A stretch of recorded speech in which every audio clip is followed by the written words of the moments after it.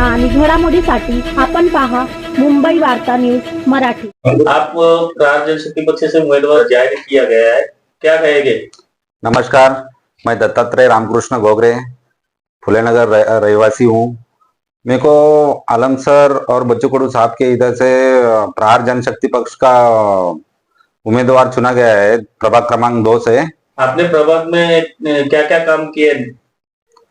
मैंने प्रभाग में अभी मेरे पास पावर नहीं था, प्रहार जनशक्ति पक्ष के मतलब साथ में आलम सर के साथ में मैंने रोड का ब्लॉक का काम किया है, गटर का काम किया और बहुत सारे काम किए हैं मैंने। प्रहार जनशक्ति पक्ष से कब से जुड़े हुए हैं वो? 4 साल से जुड़ा हूँ प्रहार जनशक्ति पक्ष से। और क्या काम करने वाले आगे? आगे चल के लोगों की समस्या का पूरा हल का निवारण करने वाला हूँ। प्रभाग क्रमांक 2 से उम्मीदवार जाहिर किए गए, उधर की समस्या है बहुत सारे, क्या कहेंगे इसके बारे में? एक्चुअली सर प्रभाग क्रमांक 2 से हमने दत्ता रामकृष्ण गोगरे को जिस तरह से उम्मीदवार बनाया है, और आपने देखा होगा बहुत सारे सोशल मीडिया या फिर बहुत सारे अखबार के माध्यम से जिस तरीके से इन्होंने 4 साल में प्रभाग क्रमांक 2 में काम किया है। वहां पे उन्होंने राम मंदिर का रोड पिछले 15-20 सालों से नहीं बन रहा था, उसके लिए आमरण उपोषण बैठ करके रोड का पूरा काम करा के लिया, जिससे वहां के बच्चों को बड़ी तकलीफ होती थी स्कूल आने जाने में। प्रेग्नेंट महिला तो कभी कभी प्रेग्नेंट में गिर जाती थी, उससे उनको तकलीफ हो जा रहा था।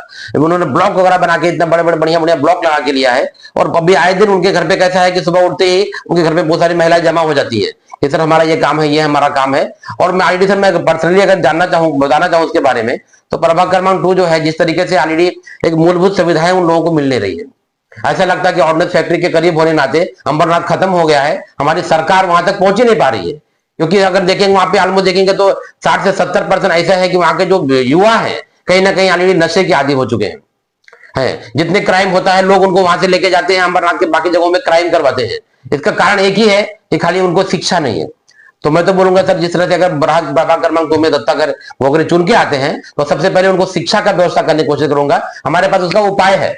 उपाय क्या है कि हमारी भारत सरकार के पास आरटीई का जो ऑलरेडी एक जो हमारा एक योजना चला रही है, आरटीई के थ्रू हम उनके बच्चों को स्कूलों में एडमिशन दिलाएंगे, जहां पे 8वीं तक सरकार फ्री करके रखी है, क्योंकि उनको नॉलेज नहीं है। अभी जो ऑलरेडी वहां के नगर सेवक बनते हैं, खाली उनको क्या करते हैं, आधे दारू पिलाते हैं और अपने साथ ले जाके क्राइम करवाते हैं, इसके अलावा कुछ नहीं।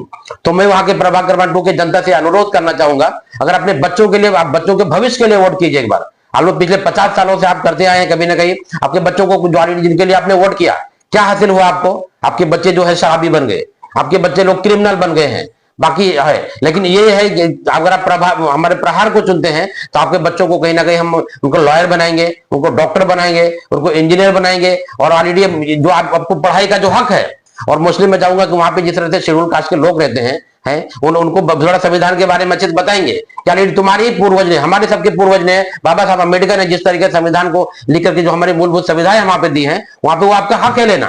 लेकिन आपके नगर सेवक लोग वहां पे आपको दिलाना नहीं चाहते। अच्छा मैं बोलूंगा सर जानबूझ के लोग वहां पे उनको ऐसे ही रखना चाहते हैं, उनको एरिया का विकास नहीं करना चाहते हैं, क्योंकि वो लोग जिस दिन पढ़ लिख लेंगे उस दिन उल्टा सवाल करना चालू करेंगे।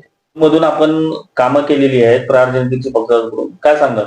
मी तर लोकांच्या सर्व मूलभूत जे होते गरजा ते तर सगळे केलेलं आहे। रोडची कामं, साईधाम सोसायटीमध्ये ब्लॉक बसवले, प्लस गटारची कामं, गटार साफसफाई, चेंबर साफसफाई, हे सर्व कामं केलेले आहेत। जे राहिलेली कामं आहेत तुम्ही मला उमेदवार आणून द्या, मी त्याच्यावरती भारी अजून चांगली कामं करेन।